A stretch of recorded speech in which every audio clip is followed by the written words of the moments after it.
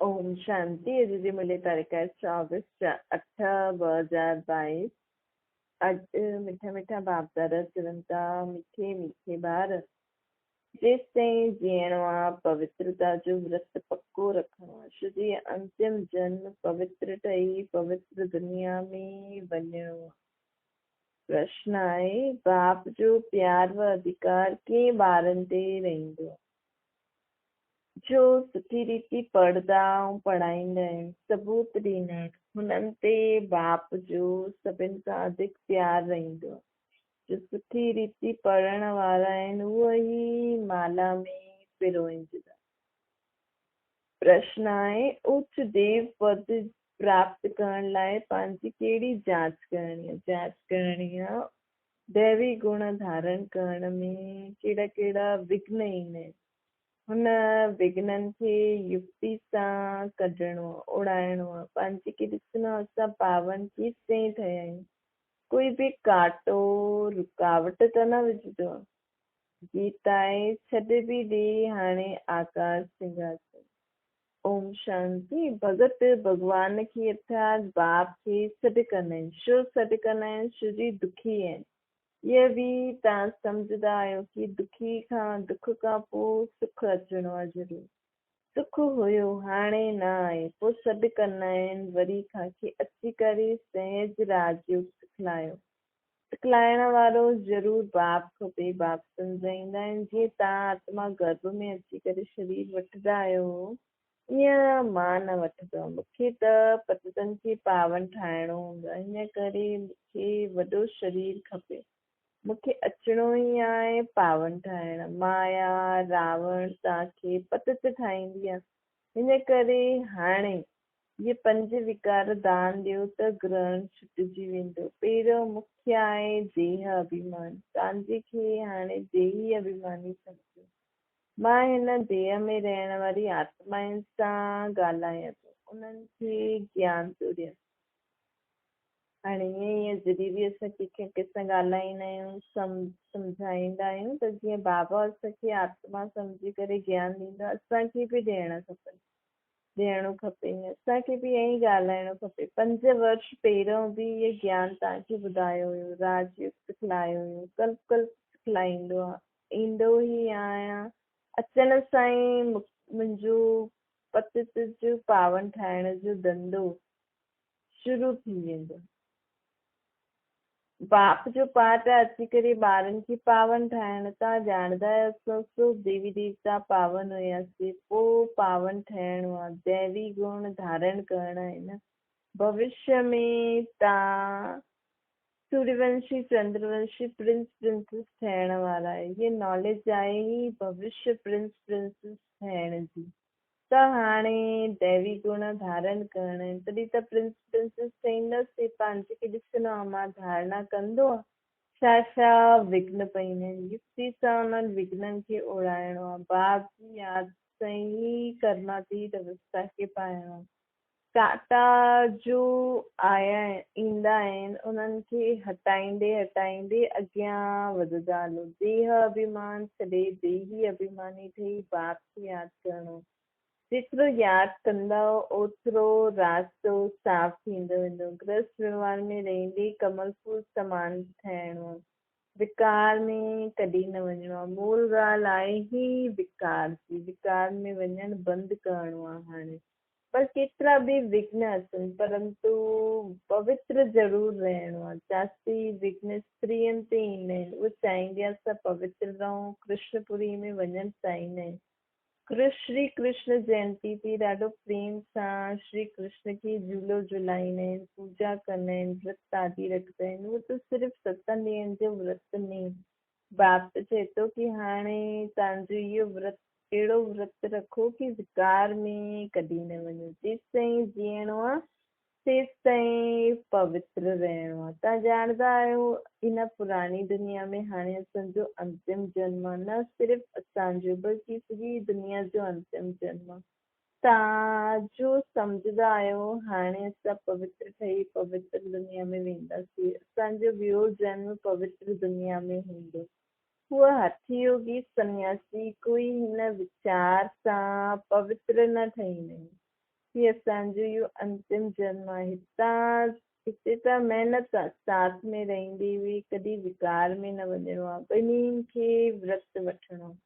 अबलाइन ते केतिरा अत्याचार थींदा आहिनि, उहे पुकारदी आहे। पुरुष कॾहिं पुकारदा न आहिनि कि प्रभु लाज रखो, नंगन थियण सां बचाए। ये माताउनि जी ही पुकार हूंदी आहे। माताऊं बाप खे पुकारदियूं आहिनि, हे बाबा असांखे नंगन थियण सां बचायो।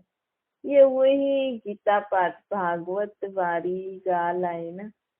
सिर्फ़ु नाम भूल सां कृष्ण जो लॻाए छॾियो अथनि। श्री कृष्ण त पतित पावन आहे न, पतित पावन त हिकु बाप ई आहे न। तव्हां सम्झंदा आहियो कि पवित्र ठहिण जे कारण ई मारियूं बि खाइणियूं पयूं आहिनि। कल्प पहिरियों बि हीअं थियो हुयो, हाणे वरी खां थिए थो। हिकु द्रौपदी न, तव्हां केतिरी द्रौपदी आहियो। अनेक पतितनि खे पावन ठाहिण आहे बाबा, अनेक पतितनि खे पावन ठाहिण आयो आहे। तव्हां माताऊं निमित ठहींदा आहियो, पवित्र ठही करे सभिनि खे पवित्र ठाहिण जो। तव्हांखे त ॿियो ई जास्ती पढ़ाई ते ध्यानु ॾियणो खपे, पंहिंजी हमजस खे उठाइणो आहे। ऐं सन्यासिन जो त निवृत्ति मार्ग आहे, इहा आहे प्रवृत्ति मार्ग। गृहस्थ व्यवहार में रही पवित्र रहणो आहे, पढ़णो पढ़ाइणो, जंहिंसां ऊच पद पाइजी वञो। पढ़ाई त ॾाढी सहज। भारत जो हीरे जहिड़ो हुयो, श्री लक्ष्मी श्री नारायण जो राज्य हुयो, हाणे केतिरो किरी छो वियो आहे। असां तव्हांखे बेहद जी हिस्ट्री जोग्राफी ॿुधायूं था। स्वर्ग कीअं हूंदो, मनुष्य जो त ख़्याल में ई न आहे, कंहिंखे पतो ई न आहे कि लक्ष्मी नारायण जो पूज्य हुया, उहे ई पुजारी थिया। आपे ही पूज्य, ये परमात्मा जे लाइ न आहे, ये असांजे लाइ आहे। ये कंहिंखे पतो न आहे, जो पूज्य हुया उहे ई पुजारी तमो प्रधान थींदा। पूज्य हुया त सभिनि खे पोइ पुनर्जन्म वठिणो पए। बाप सम्झाईंदा आहिनि सत्संग में जो ईंदा उन्हनि खे पुनर्जन्म वठिणो आहे। असां सूर्यवंशी, पोइ चंद्रवंशी, हाणे ब्रह्मण वंशी ठहिया, पोइ देवता वंशी ठहींदासीं। जीअं हिननि खे बाप एडॉप्ट करे ब्रह्मा ठाहियो अथई। कोई पुछे था कीअं ठहियो, चयो ब्रह्मा जे मुख सां परमपिता परमात्मा असांखे पंहिंजो ठाहियोसीं। बाप ई पतितनि खे पावन ठाहींदो आहे। हाणे असां प्रतिज्ञा था करूं पवित्रता जी, बाप खे यादि करण सां असां पावन ठहींदा आहियूं। बाप कृपा कंदो छा? बाबा प्रश्न पुछे थो। कृपा त कई आहे, जो ख़ुदि जी पहचान ॾिनी आहे। परम धाम खां पतित दुनिया में पतित शरीर में आया आहिनि बाबा। हे बि त कृपा आहे न बाबा जी। बाप चईंदा आहिनि हाणे मां आयो आहियां, जो सिखलायां थो उहो सिखो, मूंखे यादि करो त तव्हां में बि ताक़त ईंदी, तव्हांखे बि ताक़त मिलंदी, विक्रम विनाश थींदा वेंदा। हिन में आशीर्वाद जी त कोई ॻाल्हि कोन्हे। टीचर खे चईंदा छा कि तव्हां कृपा करो असांखे 100 मार्क्स सां पास थी वञूं था। हीअ बि बेहद जो टीचर आहे न, जो पढ़ाईंदो आहे। कोई खे नॉलेज धारण न थींदी आहे त चई छा कंदासीं। टीचर सभिनि ते कृपा करे त सभु पास थी वञे।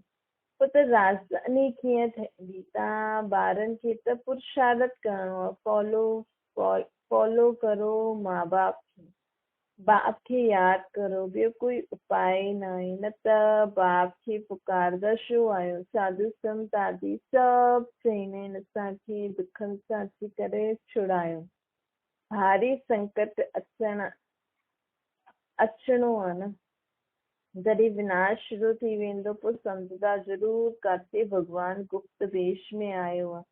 श्री कृष्ण अगरि हुजे त सॼी दुनिया में ढिंडोरा पिटनि। श्री कृष्ण त अची न सघे हुन नाम रूप में। इहे त बाप हिन पतित सृष्टि ते ईंदो आहे। अंत ताईं बाप खे ज्ञान ॿुधाइणो आहे। ईंदा ई गुप्त रूप में आहिनि। श्री कृष्ण त आहे न, निराकार बाप सभिनि जो हिकु ई आहे। उहो आया आहिनि पतितनि खे पावन ठाहे करे वरतो ॾियण लाइ। तव्हांजो बि फर्ज़ु आहे सभिनि खे ॿुधाइनि, पुछिणो आहे परम पिता परमात्मा सां तव्हांजो छा संबंध आहे। बाप खे केतिरा ढेर ॿार आहिनि, परमपिता परमात्मा जो डायरेक्शन आहे कि हिकु मुंहिंजे बाप खे यादि करो, सुठी रीति पढ़ंदा हलो। बाबा खे सुठी रीति यादि करे ऊच वर्क पाइणो आहे। बेहद जी हिस्ट्री जोग्राफी असांखे बाबा सम्झाइनि था, चित्रनि ते बि तव्हां सम्झाए सघंदा आहियो। भारत स्वर्ग में सिरताज हुयो, सूर्यवंशी देवी देवता राज्य कंदा हुया, पोइ चंद्रवंशी राज्य थियो, कलायूं किरजी आयूं। इहे बि त ॾिसणो पए न।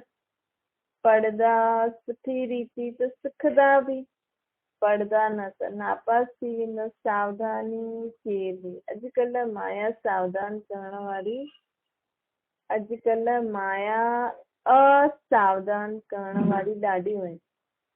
माया बि पंहिंजे मथां सावधानी खिचवाईंदी। जीअं बाप चए थो न सावधान थी वञो, मूंखे यादि करो, लेकिन माया चवंदी आहे सावधान मूंखे यादि करो। त माया सावधान करण वारी आहे, मतिलबु बाबा सां असांजो बुद्धि योग तोड़ाइण वारी आहे। हिते कूड़ छुपी न सघंदो, कोई विक्रम कंदो त जमा थी वेंदो। पाप अथवा पुण्य आत्मा, पुण्य हिते ई जमा थींदो, जमा त ज़रूरु थींदो आहे न, हुन अनुसार ई ॿियो जन्म मिलंदो।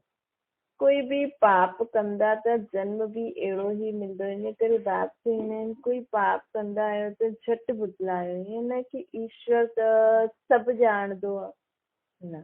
बाबा चए थो मां कोई सभिनि खे थोरी ॾिसंदो आहे, मूं वटि टाइम, मूं वटि मुंहिंजा त एॾा सारा ॿार आहिनि। बाप त बतलाईंदो, बाप खे बुतलाइणो पए। बाबा हीअ भूल थी वई, हिन जन्म में त पाप कर्म कीअं कया, उहा आत्मा ॼाणदी आहे। सभु कुझु यादि रहंदो आहे की असां छा छा कम कया। बाप दादा खे बतलाइण सां असांखे ॿुधाइणो खपे की असां छा छा कयो। मुख्य ॻाल्हि आहे विकार जी, चोरी करणु, ठगी करणु, उहो त नंढियूं नंढियूं ॻाल्हियूं आहिनि। मुख्य आहे ई विकार जी ॻाल्हि। त बाबा चए थो कामा शत्रु आहे, विकार में वञण सां पोइ विकार में वञण खे ई पतित चइबो आहे। हिन विकारनि ते पहिरियों जीत पाइणी आहे। तव्हांजो दुश्मन ई रावण जो पत ठाहींदो आहे। हाणे पावन ठहिण लाइ बाप खे यादि करो। बाप जो ठही करे पोइ विकार में किरियो त चोट ॾाढी लॻंदी। पहिरियों त देह अभिमान छॾिणो आहे, पोइ कामा शत्रु आहे। सॼी युद्ध आहे न हिननि ते। त तव्हां इहे सभु ॻाल्हियूं सम्झी करे पोइ ॿियनि खे बि सम्झाइणियूं आहिनि। बाबा पुछंदो तव्हां केतिरनि खे सची गीता व सत्यनारायण जी कथा ॿुधाई, अमर कथा ॿुधाई। पाप आत्मायूं त दुनिया में ढेर आहिनि, त इहे बि पोता मेल ॿुधायो, तॾहिं सम्झो तव्हां ब्रह्मन ठाहिया आहियो। केतिरनि खे आप्तमान ठाहियो अथव। इहे त सहज राजयोग जी ॻाल्हि आहे न। बाप जो परिचय ॾियणो। दुनिया में इहे त कोई ॼाणंदो न आहे। बाप वटि त ॾाढनि जा सर्टिफिकेट बि ईंदा आहिनि, लिखंदा आहिनि फलाने अहिड़ो सम्झाई, उहो ई गुरु निमित ठहियो स्वर्ग जो मालिक ठाहिण लाइ। ॿिए खे सबूत ॾींदा आहिनि, परंतु जो ठाहींदा आहिनि उहो कंहिंखे सम्झाईंदा आहिनि, कंहिंखे वठी ईंदा आहिनि। वठी अचण वारा आहिनि जंहिंखे निश्चय हूंदो फट सां चईंदा पहिरियों बाप जी गोद त वठूं। कृष्ण बाबा चवंदा आहिनि जी सबूत ॾियणो आहे न, भई असां अगरि ज्ञान ॿुधूं था, सम्झूं था, त असांखे ॿियनि खे बि ॿुधाइणो खपे, तॾहिं त बाबा खे सबूत मिलंदो न। कृष्ण में ॿार पैदा थींदो आहे त कृष्णाइज़ कराईंदा आहिनि। असां बि त ईश्वर जी गोद जा ॿार ठहूं न। सतगुरु जी गोद त वरिती आहे न, गोद वरिती, बाप सां मिलिया त असांजो वरसो थी वियो न। ईअं मस्तु, अहिड़ो मस्तु कोई मुश्किल निकिरंदो, सम्झाइणो त आहे। अॻियां हली सुठी रीति सम्झंदा, तव्हां में बि इहा ताक़त वधंदी वेंदी। पोइ बाप सां मिलण बग़ैर ठहर ई न सघंदा, हिकदमि भॼंदो। ये माँ बाप भी आहे, टीचर भी आहे, त गुरु भी आहे न। बाप जी, माँ बाप जी यादि, माँ बाप जी गोद त वरिती अथव न। गुरु वटि वेंदा आहिनि, परंतु उहो त कोई स्वर्ग जी बादशाही न ॾींदा आहिनि न। बादशाही त बाप सां ई मिलंदी आहे। बाप ही टीचर गुरु बि आहे त छो न टिन्हिनि खां वरितो वठूं। ये वंडर आहे न श्री कृष्ण जे लाइ थोरी चईंदा की उहा बाप टीचर गुरु आहे, उहो त नंढो प्रिंस आहे। हिते त तव्हां ॿारनि जी ॿुधी में आहे की उहो सम्झो बाप बि आहे, शिक्षक बि आहे ऐं सतगुरु बि आहे। इन्हनि जो कोई बाप शिक्षक गुरु न आहे। श्री कृष्ण जा त माउ बाप आहिनि न, पतित पावन त हिकु बाप ई आहे। जेके माउ बाप आहिनि उहे पतित पावन थी थोरी सघंदा आहिनि, पोइ उन्हनि खां वॾो कोई हुनजा माउ बाप थी उन्हनि खे भॻवान न थी सघंदा आहिनि। भॻवान जा त कोई माउ बाप ई न थींदा आहिनि। गॉड फादर जो कोई बि फादर न थी सघंदो। गॉड फादर खे ई पतित पावन लिबरेटर चइबो। उहो लिबरेट करण वारो आहे, बाक़ी त कोई लिबरेट न करे सघंदो न। इहे बाप जे ई कमु आहे। मनुष्य खे भॻवान चई न सघूं। ब्रह्मा विष्णु शंकर खे बि रचना रचण वारो इहा बाप रचयिता आहे। ऊच ते ऊच भॻवान ॻायल आहे न, उहा असां सभिनि जो बाप आहे। त मां त सभिनि जो बाप आहियां। श्री कृष्ण खे सभिनि जो बाप थोरी चईंदासीं। असां हिकु निराकार बाप जा ॿार आहियूं। उहो ई नई दुनिया जो रचयिता आहे। नई दुनिया खे सुखधाम चइबो आहे। पोइ नई खां पुराणी दुनिया ठहींदी आहे। रावण राज्य आहे न, रावण खे जलाईंदा बि आहिनि परंतु सम्झंदा कुझु न आहे। त्योहार जो बि मल्हाईंदा आहिनि उन्हनि जो अर्थ बि सम्झंदा न आहिनि। बाप सम्झाईंदा आहिनि तव्हांजो इहे ॾाढे जन्मनि जो अंतिमो जन्म अथव। रावण जो बि हाणे अंत आहे। पोइ सतयुग में थोरी ठाहींदसि। इहे दुश्मन कहिड़े प्रकार जा आहिनि जेके जलाईंदा रहंदा रहंदा आहिनि। त इहे कहिड़े प्रकार जा दुश्मन आहिनि न। तुंहिंजी रावण सां विकार सम्झी असांखे जलाईंदो रहंदो आहे त असां बि हुनखे जलाईंदा हुआसीं। हाणे हिननि जो जन्म कॾहिं थियो कंहिंखे बि पतो न आहे। शिव जयंती मल्हाईंदा आहिनि त रावण जयंती पियो मल्हाइनि न। सम्झंदा कुझु न आहे की रावण कॾहिं पैदा थियो। द्वापर खां तव्हांखे सम्झाइबो आहे। इहे डिटेल जी ॻाल्हियूं आहिनि। इहे बि ॿुधी में धारण करणो पए। क्लास में ई न ईंदा त छा पढ़ाईंदा न त छा पद पाईंदा। ॿार उहो ई सुठा जो पढ़ी करे ॿियनि खे पढ़ाइनि, सबूत त ॾियनि न। कम से कम ॿार त सभु आहिनि। सम्झाइणो खपे सम्झणो खपे। असां ॾाढी सर्विस कंदा आहियूं। ॾाढनि खे आप्तमान ठाहींदा आहियूं त बाबा जो सुठो प्यार रहंदो। बाप त पुचकार ॾींदा आहिनि न। ॿार सुठी रीति पढ़ो। तोतो बि हिकु पढ़ण वारो हूंदो आहे जेके कंठी हूंदी आहे। हिते बि अहिड़ा आहिनि जो सुठी रीति पढ़ंदा आहिनि। उहे ई कंठी माला में पिरोईंदा। पढ़ंदा ई न त जीअं जंगली आहिनि उहे विजय माला में अची न सघनि। तव्हां ॿारनि खे त सुठी रीति पढ़णो पढ़ाइणो आहे। इहा त सुठी कथा आहे। सचो बाप ई ॿुधाईंदो आहे। सतखंड जी स्थापना कंदा आहिनि न। लक्ष्मी नारायण जे राज्य में कूड़ कोई ॻाल्हाईंदो न आहे। छा मीठी मीठी सिकलत ॿारनि प्रति माता पिता बाप दादा जो यादि प्यार ऐं गुड मॉर्निंग। रूहानी बाप जी सभिनि रूहानी ॿारनि खे नमस्ते। असांजी बि रूहानी माता पिता बाप दादा खे यादि प्यार गुड मॉर्निंग ऐं नमस्ते। धारणा जे लाइ मुख्य सार गृहस्थ व्यवहार में रहंदे कमल फूल समान रहणो आहे। जेसि ताईं जीअणो आहे पवित्रता जो व्रत ज़रूरु रखिणो आहे। ॿियो आहे कृपा मांगण जे बजाए माता पिता खे फॉलो करिणो आहे। पढ़ाई ध्यान सां पढ़णी ऐं पढ़ाइणी आहे। वरदान आहे कर्म ऐं योग जे बैलेंस वारा सर्व जी ब्लेसिंग प्राप्त करण वारा सहज सफलता मूल ठहूं। कर्म में योग ऐं योग में कर्म। अहिड़ा कर्म योगी अर्थात श्रेष्ठ स्मृति श्रेष्ठ स्थिति ऐं श्रेष्ठ वायुमंडल ठाहिण वारा सर्व जी दुआनि जा अधिकारी थियनि। कर्म में योग और योग में कर्म, अहिड़ा कर्म योगी अर्थात श्रेष्ठ स्मृति, श्रेष्ठ स्थिति, श्रेष्ठ वायुमंडल ठाहिण वारा सर्व जी दुआनि जा अधिकारी थी वेंदा। कर्म और योग जे बैलेंस सां हर कर्म में बाप द्वारा ब्लेसिंग त मिलंदी आहे, लेकिन जिनजी बि संबंध संपर्क में ईंदा आहिनि न, उन्हनि जी बि दुआयूं मिलंदियूं आहिनि। सभु उन्हनि खे सुठो मञंदा आहिनि। हीअ सुठो मञण ई दुआयूं आहिनि। अगरि तव्हांखे कोई सुठो मञे थो त इहे उन्हनि जे मन मां असांखे दुआयूं मिलंदियूं। त जिते दुआयूं आहिनि उते सहयोग आहे, ऐं इहो दुआयूं व सहयोग ई असांजे जीवन में असांखे सफलता मोड़ ठाहींदो। मतिलबु हिन दुआयुनि सां ई माण्हुनि जो असांखे सहयोग मिलंदो आहे त असांजो कमु सुठो थी वेंदो आहे, पूरो थी वेंदो आहे, त असां जीवन में सफलता मोड़ थी वेंदी। स्लोगन आहे सदा ख़ुशि रहणो, ख़ुशियुनि जो खज़ानो बाटण, इहे ई सच्ची सेवा आहे। ॿियो कुझु बि नथा करे सघो, कम से कम असांखे सभिनि खे ख़ुशी ज़रूरु ॾियणी आहे। अच्छा, ओम शांति।